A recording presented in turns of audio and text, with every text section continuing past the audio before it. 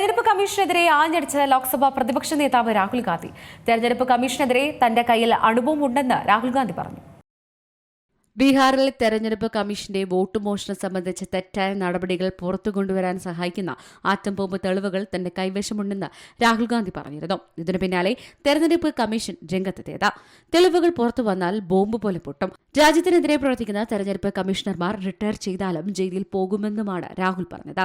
ഇന്ത്യയിലെ തെരഞ്ഞെടുപ്പ് സമ്പ്രദായം ഇതിനകം തന്നെ മരിച്ചുപോയി.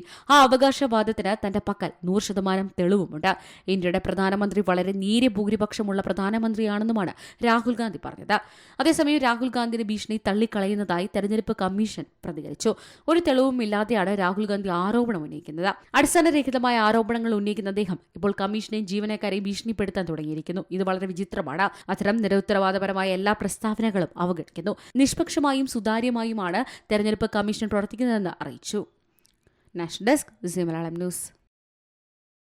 ഏറ്റവും പുതിയ വാർത്തകളും വിശേഷങ്ങളും വിരൽ തുമ്പിലറിയാൻ സി മലയാളം ന്യൂസ് എല്ലാ ഡിജിറ്റൽ പ്ലാറ്റ്ഫോമുകളിലും ലഭ്യം.